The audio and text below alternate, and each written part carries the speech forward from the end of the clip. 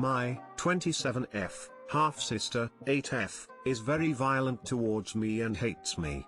I have to babysit her, but I'm going to give birth in 3 weeks and I can't take it anymore. I apologize in advance. This post might be a long one and unfortunately English is not my native language, so there are probably thousands of grammar mistakes, sorry. My parents divorced when I was about 10 years old. My dad simply left and I've never heard from him ever since that divorce. When I was around the age of 15, my mom met a new guy and married him. He and my mom have 2 children, aka my half-sisters, 10F and 8F. The 10-year-old is a lovely girl and I really like spending time with her, but the 8-year-old is a literal demon. My mom recently got a new job, so both my mom and her husband are working in the afternoon now, which means that someone needs to take care of the girls when they come home from school. I was asked by my mom to babysit them and I agreed. She helped me a lot during my pregnancy, so I wanted to do her a favor. Here's where things get complicated. My half-sisters are very spoiled and basically get away with everything. However, 10F can behave herself properly, whereas 8F cannot. She screams for hours, bites me, hits me, scratches me and literally hates me. I wish I knew why, but I really don't. She has always behaved that way towards me even though I've always been nice to her. Last night, she even called me a bitch and then screamed herself hoarse for 4 hours. Yes, 4 full hours of screaming. 8F's violent behavior is stressing me out really bad and I wish I didn't have to babysit her, but I promised my mom I would do it. My mom and her husband know of 8F's violent behavior towards me, but they don't see a problem with it, because they experience 8F's tantrums as well. She's significantly less violent towards my mom and her husband, at least when I'm there, but she shows a very similar behavior. My husband, 29M, is constantly in a state of distress, because he wants me to rest at home instead of babysit my half-sisters at my mom's house. He's not happy about this situation at all, but I can't stop babysitting my half-sisters, because there is no other option. My mom can afford a professional babysitter,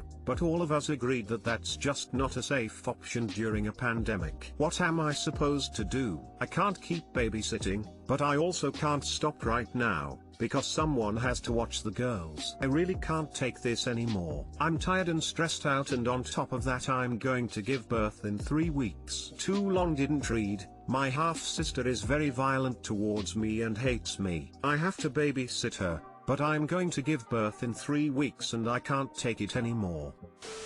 So, it's kinda funny. Your mom and stepdad refuse to put their foot down when it comes to their children, resulting in one monstrous child. You refuse to put your foot down when it comes to your mom and stepdad, resulting in them massively underplaying how badly their daughter, who causes you enormous stress, behaves. Not haha funny, obviously. Yeah, very much a case of we've done nothing and we're all out of options.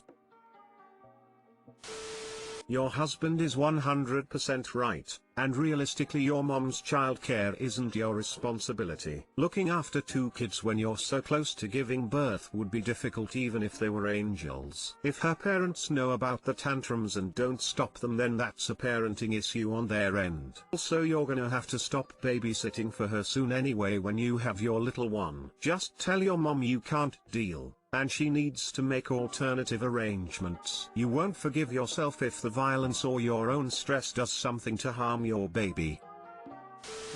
I can't stop babysitting my half-sisters. You actually can. What would your mom do if you lived in another state, or were working full-time? Would she cease to exist? No, she would find another way. In 3 weeks, you are going to give birth and need to focus on yourself and the health of your baby. Your parents need to get her into a therapist ASAP, and set out some bloody consequences for bad behavior. Also on your part, reward the other sister in such a way that make 8 notice. Then say, well, I'd like to share this reward with you but you haven't earned it. Be consistent and these kinds of changes might inspire her to be and do better. but I also can't stop right now, because someone has to watch the girls. Who told you this? You think it's risk your pregnancy to a violent child or nothing? What happens if she kicks you in the stomach? How do you think the stress you are under affects your child's developing brain? You are a mother, it's time to stop being a literal punching bag to please your parents. It's their child and their problem, say no and walk away. You are quite literally risking your child's life to an abuser because you don't want to rock the boat. It's time to rock the boat. It's way past time to stop babysitting when you have an infant just around the corner. Are you planning on having that child violently attack your baby too just because you can't say no to your parents and set appropriate boundaries? The first rule of parenting is never risk your child because you can't say no to other people. Don't fail that test. Saw Tinder on my girlfriend's phone. I am 23, was laying in bed with my F23, when a verification text from Tinder notified her phone. We have been together for 6 months as of now. I had no idea she had the app until the text came through to her. She told me that she never downloaded the app and it must have transferred from her old phone, even though she deleted the app a long time ago on that phone. I never really used Tinder, so I don't know if that's how it could possibly work. I'm a bit confused right now and don't know how to proceed. Update to everyone who commented: thank you for your participation, regardless of how hasty the recommendations may have been. I'm still in the process of finding out the truth within all of this. I will update again soon with any news. Cheers.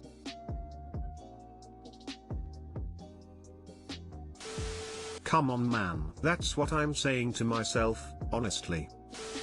She won't get notifications until she opens the app, meaning she knew it was there. iPhone and most Android phones asks you for permission to send push notifications, meaning she opened the app on her current device. If I were you, I'd cut her off.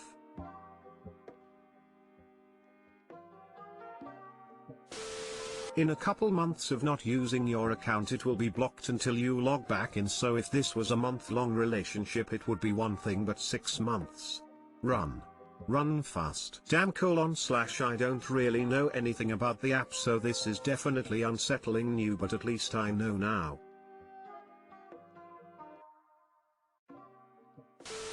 No dude, I'm sorry, that's not how it works / break it off now. I figured apps don't just download themselves. Leave is definitely using it. I, 24/M, feel insecure at my once promiscuous girlfriend, 24/F, now tells me she wants to save herself for marriage. My girlfriend, 24F, and I, 24M, started as friends and quickly became very close a couple of years ago. At that point of time, she was in an unhappy relationship where the guy regularly coerced her into having sex, which she would always regret. She had a turbulent past where guys took advantage of her low self-esteem, and she admits that she regretted all the sexual activities she was involved with them, about 10 guys, because she did not even feel attracted to them. Now it has been a year since the day she broke up with her ex, and recently we fell for each other after I helped her through her trauma, and then we got together. She tells me it is the first time she got together with a guy she truly feels comfortable with, ending her streak of abusive relationship. Now she tells me she also wants to save herself for marriage because she feels that is the right thing to do. Obviously I love her and respect her decision, so it makes me feel guilty that I am feeling this way. How do I see things in a different light? Has anyone else been in a similar situation?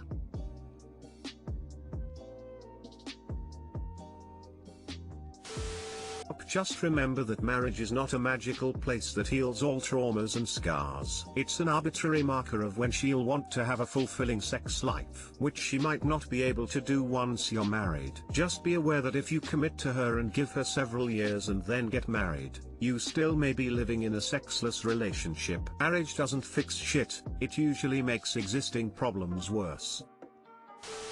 I've got a of sexual trauma that is 30 plus years old and it still manifests as specific kinks. It's probably less severe than hers, which seems rather rapey, and it doesn't just go away. Getting married changed absolutely nothing. Since her trauma makes not want sex at all, I think you need to be prepared for her having a low libido indefinitely, or having trauma responses to sex. I applaud her for prioritizing her healing, but you may not be compatible. Communicate openly and with respect.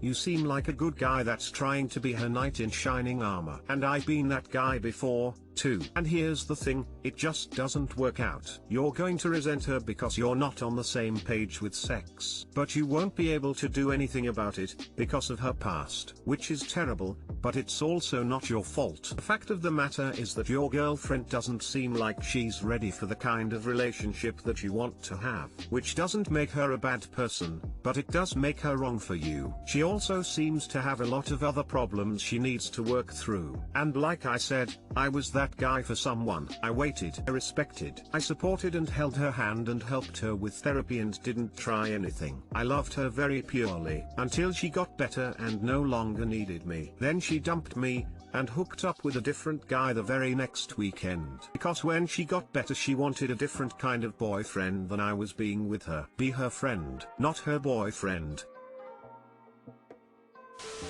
It seems to me like she wants more investment in a relationship before she has sex with someone, which seems like a perfectly valid desire, and given her past experiences, a pretty smart one. You seem unsure whether you want to make that investment. Also valid. The important thing is that you are honest with her and with yourself about whether you are willing to make that investment. Don't try to talk her down, don't hang around without the intention of actually getting married and taking that step with her. She knows what she wants. She's laid out her thoughts. It sucks that you weren't anticipating this boundary, but it would be very disrespectful to try to challenge it.